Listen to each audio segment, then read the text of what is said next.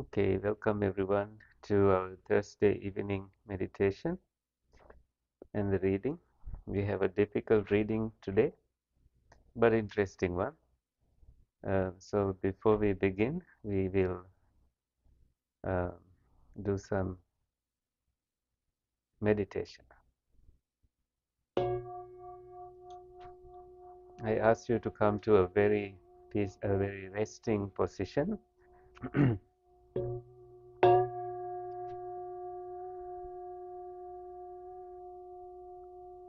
And you may close your eyes gently and bring a smile to your lips.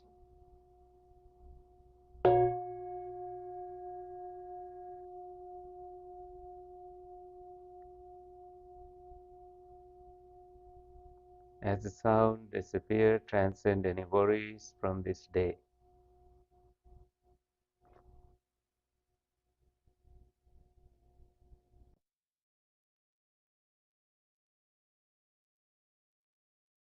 Yeah.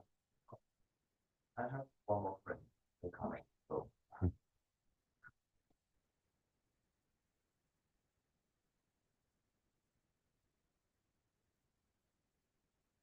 So gently breathe in, breathe out.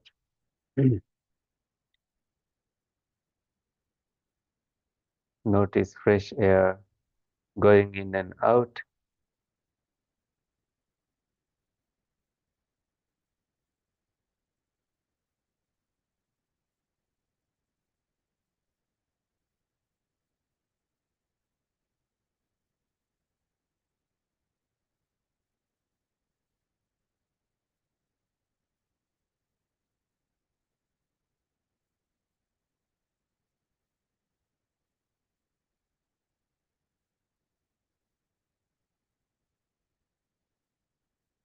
And you are aware here and now as you breathe in and breathe out.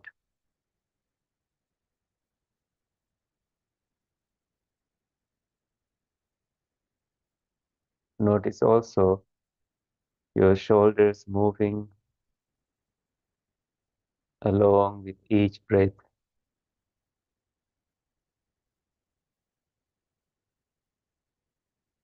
Keep your back straight.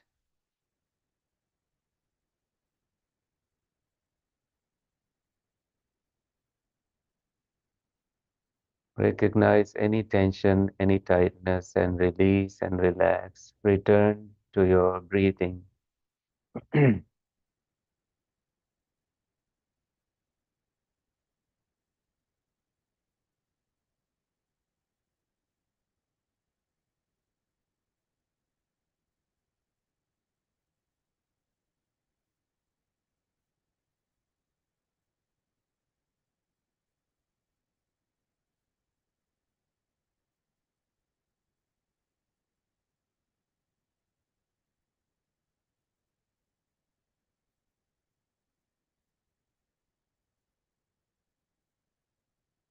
Make more space in your heart for tranquility.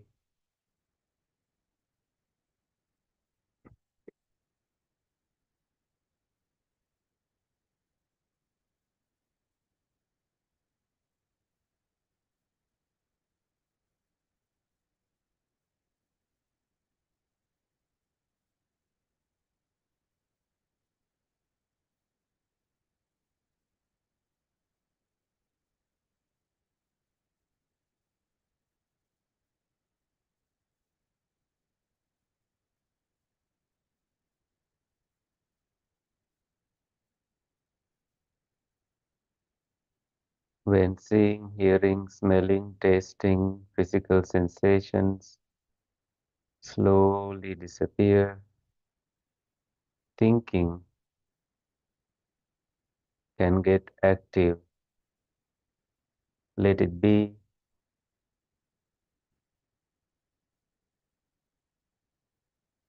and don't get caught up with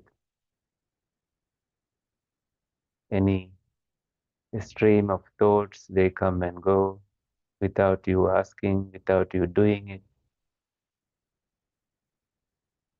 Thinking also will slowly disappear as you stay focused on your in breath and out breath.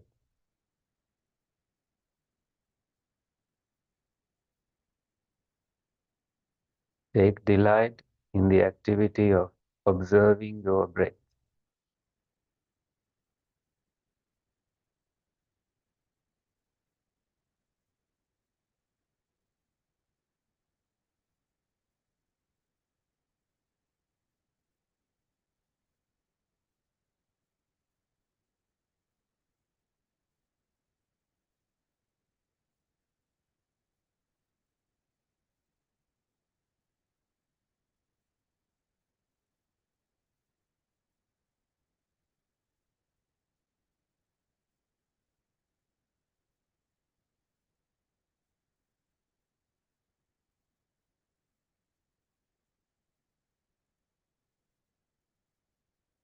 However subtle your breath becomes, you are aware of.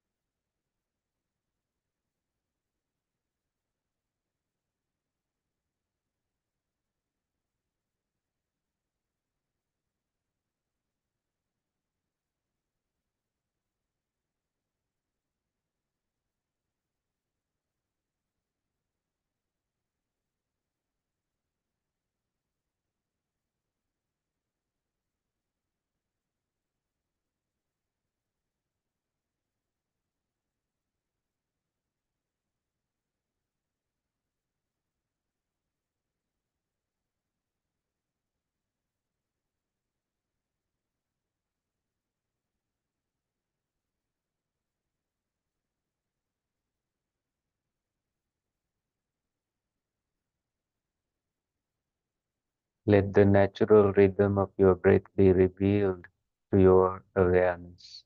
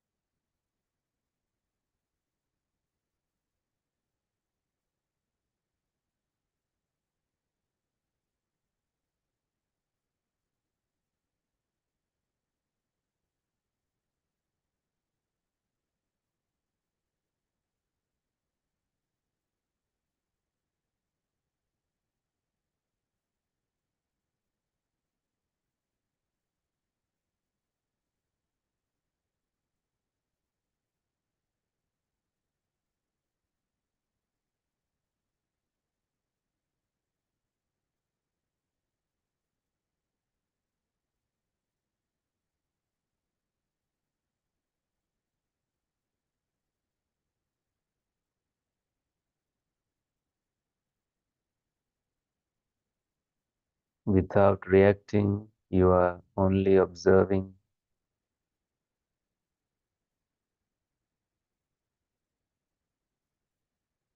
Things arise and then they disappear without you doing it. Sounds, visuals, sensations, they come and they go away.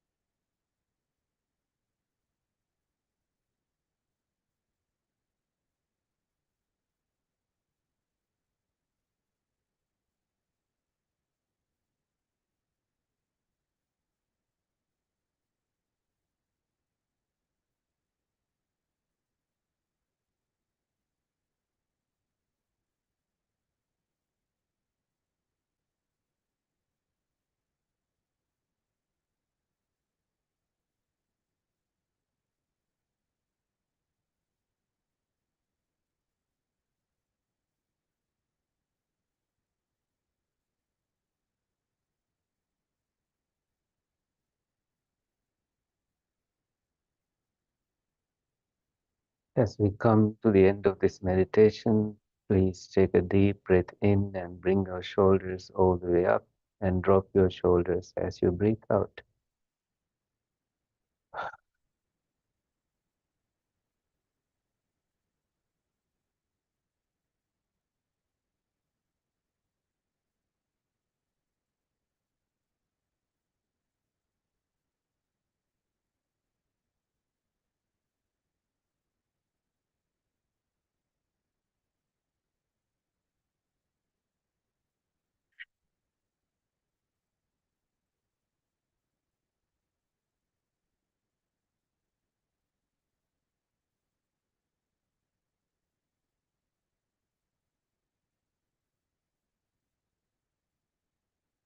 Please come out of your meditation and stretch.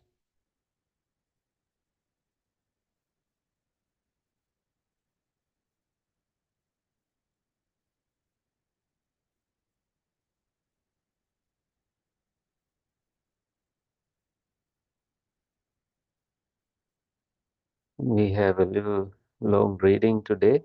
Let's see how much we can cover. No, this is not it. Um, some copies are here, but I don't think we have enough copies for everyone. But listen to me as I read, okay? This is from uh, Concept and Reality, a book by a Sri Lankan monk. He was an assistant professor in the university where I studied and taught, and Bhante Samita studied and taught there as well. And he then became a forest monk and mostly lived in seclusion in Sri Lanka. And he wrote this book and he gave a series of talks on Nibbana. And these talks are famous as Nibbana talks. And he taught Pali language, so he's well versed in Pali. And when we read, you will hear or you will come across many Pali words, and I think Lee and I can help with that. And what we are trying to get at is somewhere in page 6, we find something um, enlightening about what he's discussing here. He's talking about mental proliferations in this book, Concept and Reality. And what he's ultimately getting at through this initial discussion is how a subject, a person, applies to the process of our thinking. And what is the process before that? So, keeping that in mind, we will read because Thursdays is about reading and meditation. So let us begin reading, and I invite you all to join as we read and also maybe stop in places that are interesting, or maybe we read everything and then discuss.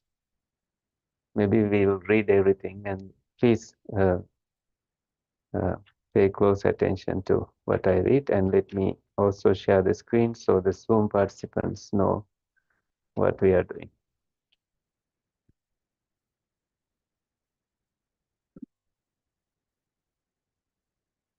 So, Papañca and Papañca Sanya Sankha. Papañca, a key word in the Sutta terminology. The term Papañca, as it occurs in the Pali Canon, has presented considerable difficulty of interpretation. Attempts at its definition by the commentators as well as by the present-day scholars have given rise to divergent conclusions. It is, however, generally agreed that the determination of its significance is fundamental to a proper understanding of the philosophy of early Buddhism. In canonical passages, the term appears in a variety of forms and associations, sometimes as a verb or a verbal derivative. Papancheti, papancha, papanchayanata, papanchita, and sometimes as part of a compound. Papancha sanya, papancha sankha, papancha sanya sankha, papancha sanya sankha, samudacharana panyati, papancha sankhapahana, papancha upasama, papancha nirodha, chinna papancha, papanchara rama, papancharati. Its antonym too is seen to occur even beside in its certain context. Nippapancha, Nippapancha pada, Nippapancha patha, Nippapancha rama, Nippapancharati, Appapanchang. This variety of usage, on the one hand, greatly facilitates our quest for a definition, while on the other, it imposes an exacting test of validity for whatever definition we venture to offer. If we collate the different contexts in which some references to Papancha has been made, one of our first impressions would be the prominence it enjoys in a good number of them.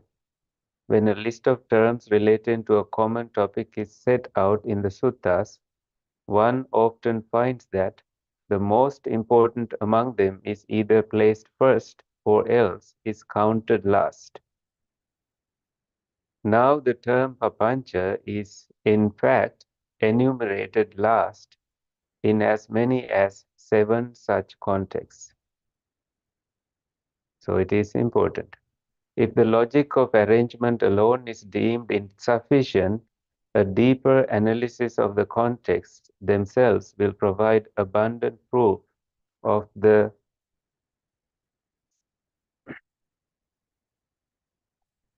fundamental significance of Papancha.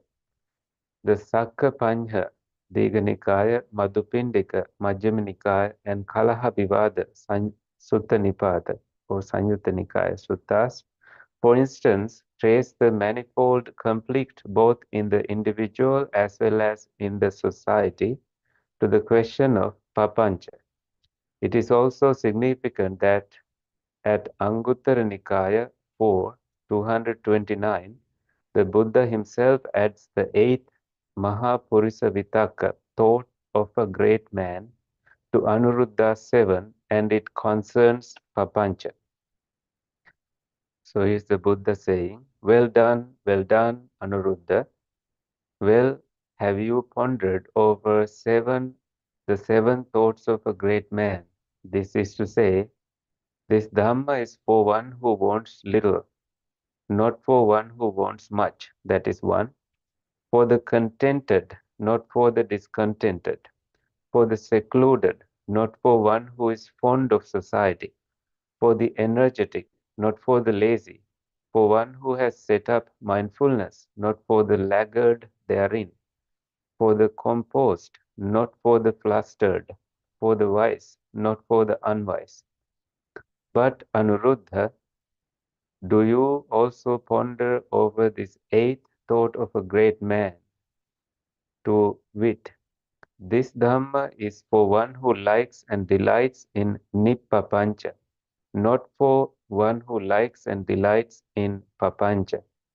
Nippapancha, Nippapancharama, okay, Nippapancharam Ramasayang Dhammo, Nippapancha Ratino, Nayang Dhammo Papancharamasa Papancha Ratino.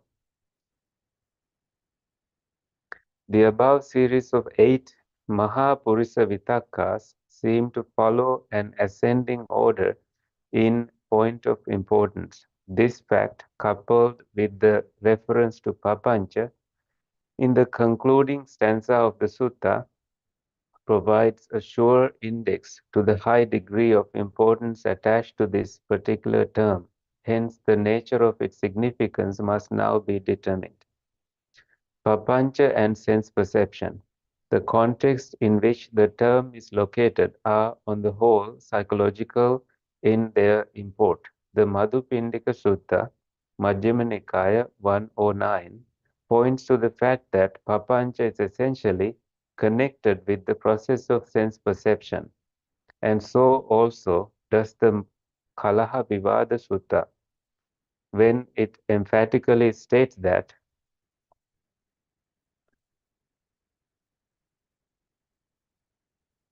Papancha Sankha have their origin in sense perception. Sanya Nidanahi Papancha Sankha. The following formula of sense perception occurring in the Madhupindika Sutta may, however, be regarded as the locus classicus, as it affords us a clearer insight into the problem of Papancha.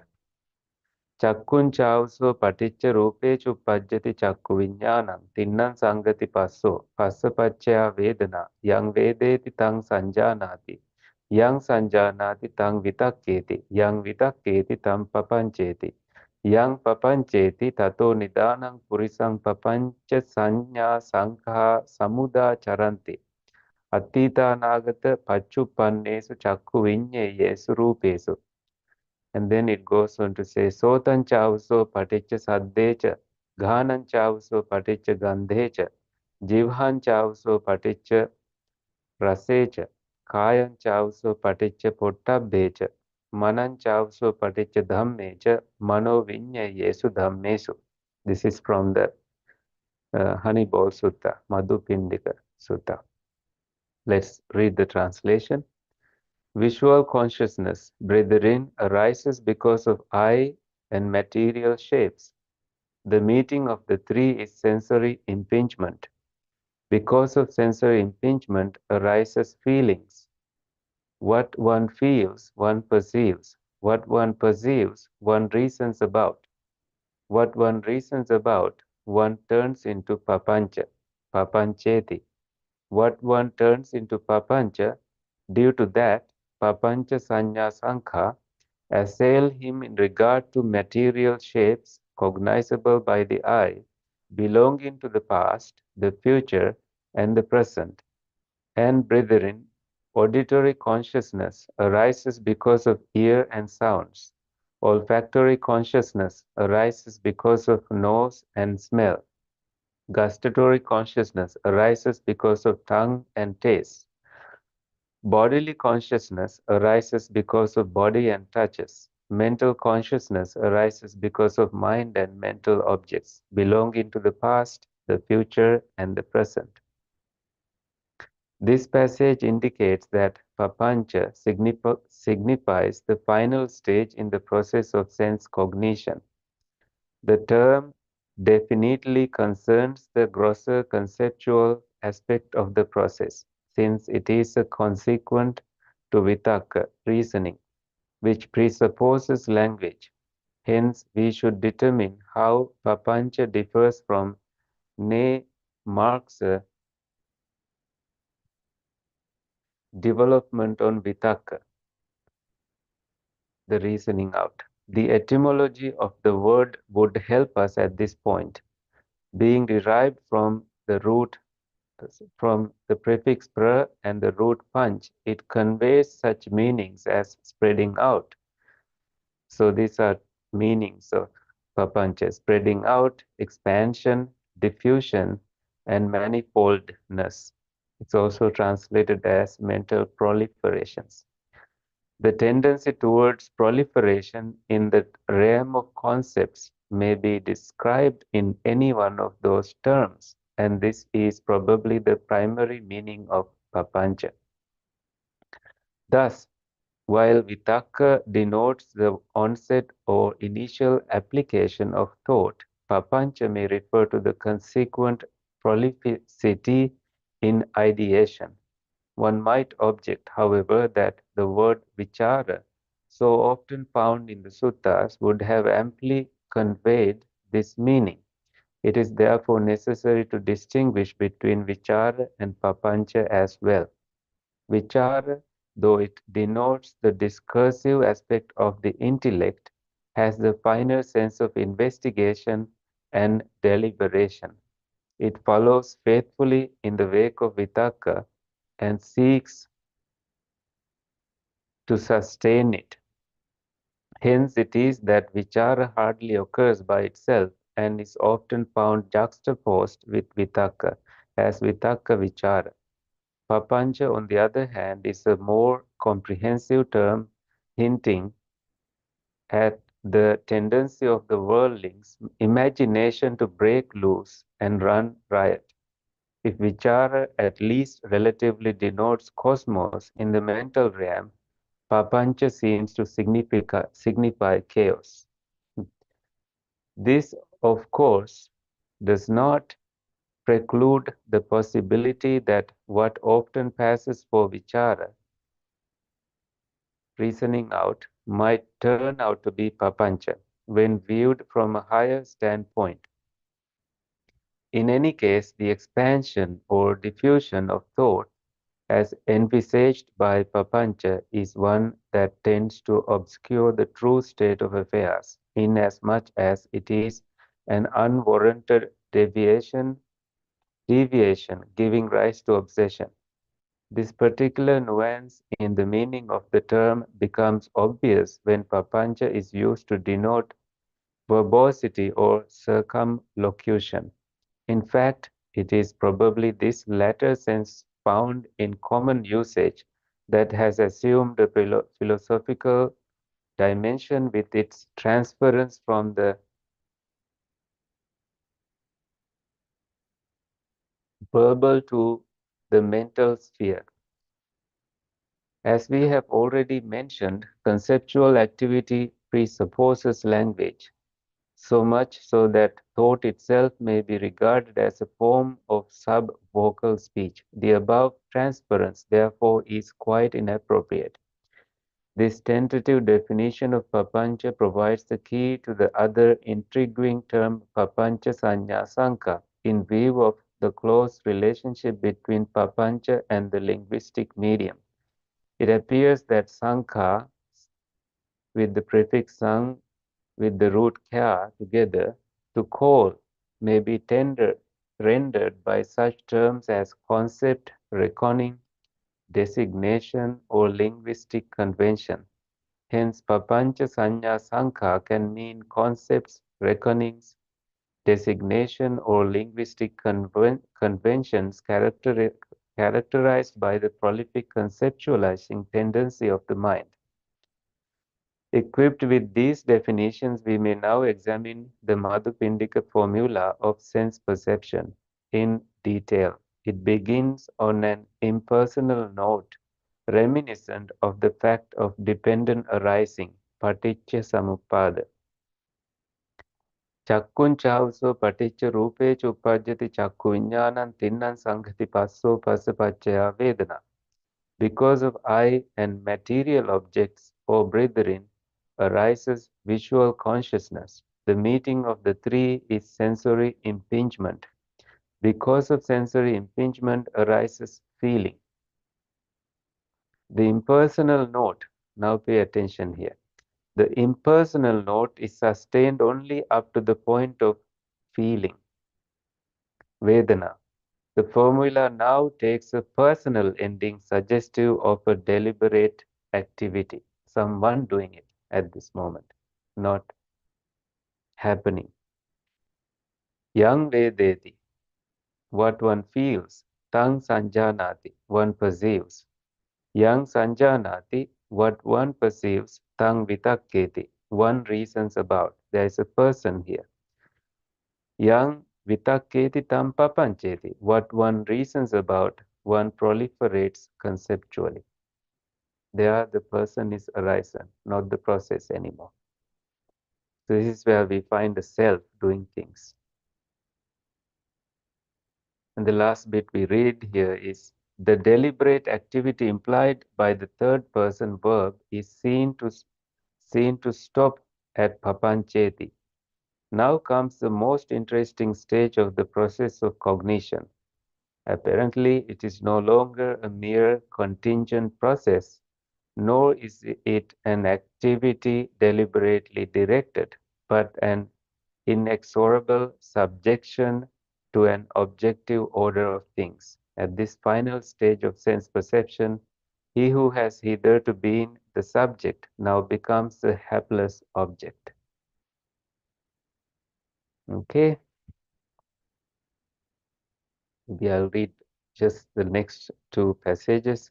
Yang papancheti tato nidanang purisang papancha sanya sankha samuda charanti atita nagata pachupannesu chakku vinyayesu rupesu. What one proliferates conceptually due to that, concepts characterized by the prolific tendency assail him in regard to material shapes cognizable by the eye, belonging to the past, the future, and the present. So here we've come to the most interesting explanation he gave so far, that in the process of us experiencing the world, we don't think about a person, but without us knowing, we imply a person in the process. Toward the end, we proliferate and we also bring our past to it. The present is involved, and the future that does not exist also is involved in that process. And now we are caught up in a net of things with no escape. And then we argue with other people, and then we get angry with other people, and then we want to be sure that our voice is heard, and we get into a mess. What did you think about this read?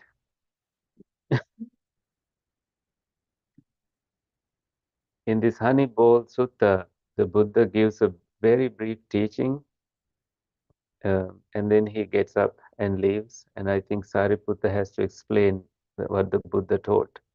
So toward the end, the Buddha says, by what he teaches, all the quarreling ends in the world. Based on this understanding, all the fights, all the deliberate involvement with any um arguments ends. When you think this way, when you understand the mechanism behind this fighting and argument, it all ends there. Anything else? Any questions? Any comments? Well, is the point being that one terminates the process before conceptual fixation arises? We cannot terminate. Uh-huh. It's again craving there, wanting to terminate it. It does not terminate like that. All we need to do is to just understand that this is actually what is happening. Yeah. When we understand that this is what is happening with our wisdom, not by just hearing it or reading it, with slowing down and seeing with the eye of wisdom, with not the eyes to see, then we understand that, oh, I don't have to react so much. Yeah. So we cannot stop anywhere here. All these things have to happen. Whether you are enlightened or not, these things do happen. For wholesome or unwholesome, pure or impure states of the mind.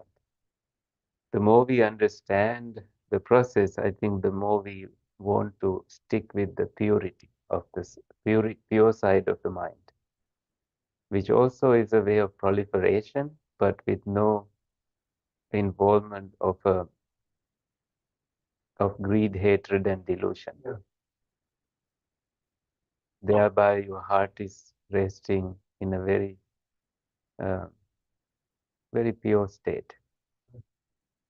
And you maintain it that way with the understanding that this is actually what happens, whether it is merits or demerits, wholesome or unwholesome, bad or good, it doesn't matter. And you have just equanimity toward all these things. I say that because I'm reminded of the Bahia Hmm. Sutta, Hmm. where Buddha says that in the seeing, only the seeing, and the Yeah. hearing, only. Mm-hmm. Um, and is that recognition what terminates the proliferation? In that, only the hearing, only the seeing, only the cognized process, you don't see an individual doing it. You don't see a self doing it. That's it. Yeah. So the process happens. You see, you hear, you think. Right. The process happens, but Yeah. you do understand that it is not done by a permanent, everlasting self. Yeah. You So- can say it in a conventional way, you can say it is me, but that is Right. only conventional truth. Right. Right. Right.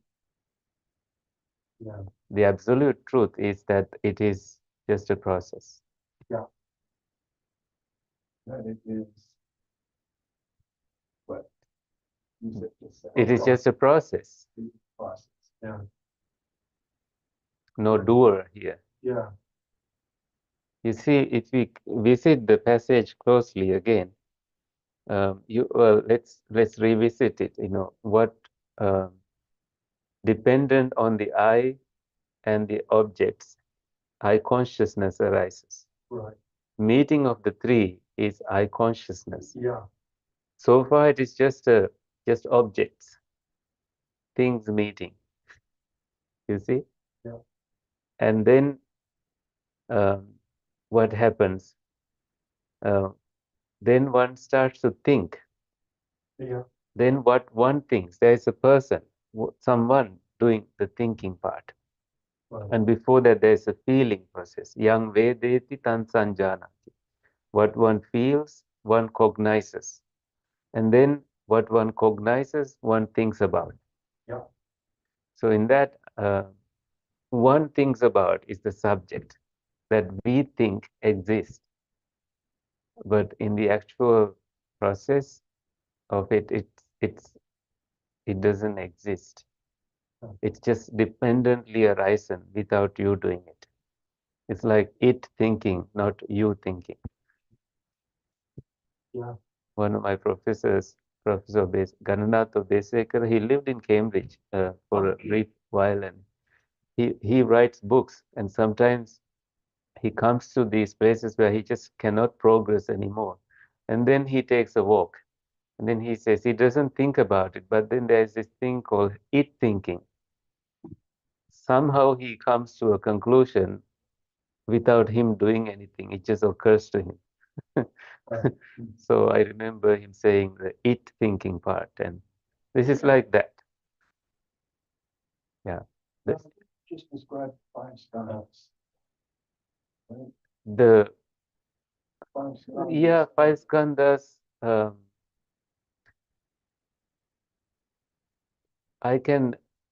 I may have mentioned just briefly some aspect of it. The form skandha, feelings skandha, Yeah.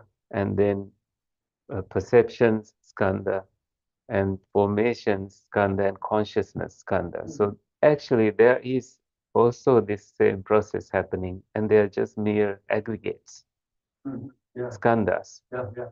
nothing more, nothing less. It's so liberating to take them that way and not personally.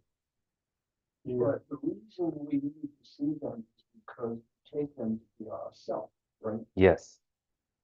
But if you see how it's broken down into its components, you don't find the self.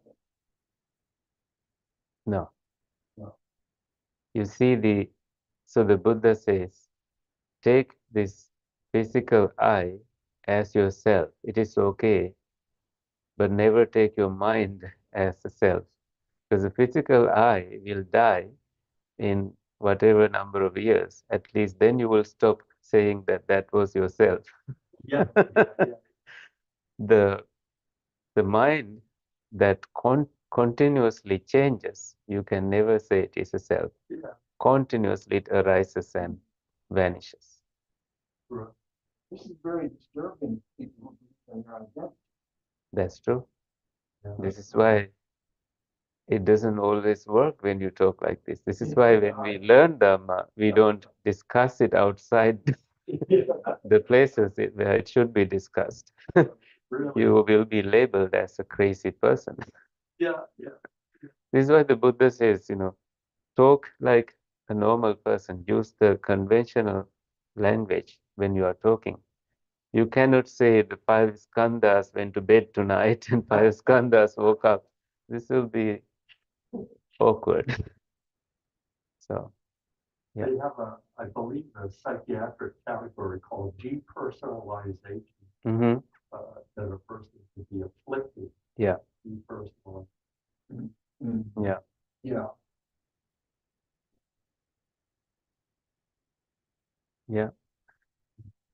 I think I'm not sure if that psychological concept, uh, I think it gets closer to the concept of dependently arising nature and vanishing nature as well. Things never stay permanent. Like for us to hear new things, what we already heard has to disappear.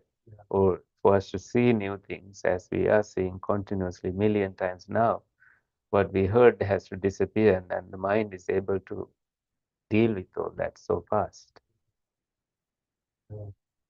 Yeah, I'm glad we all survived this reading today. Tough one. It is a tough one. But we are reading, we haven't started yet, but we will be reading this book in Professor Halise's class on Nirvana. So very soon. Are you in that class? Uh, Okay, okay. So I thought I should reread it, and this is well loved. Everybody loves this book, so I think we can continue to read it in coming Thursdays. Maybe next Thursday we will read a little bit more, and I welcome you all to join, and maybe we will discover new things. And the book is available online, Concept and Reality. It's a free PDF by K. Gnanananda, Katukurunde Gnanananda. I can type it for you if you. Yeah, yeah. Yeah.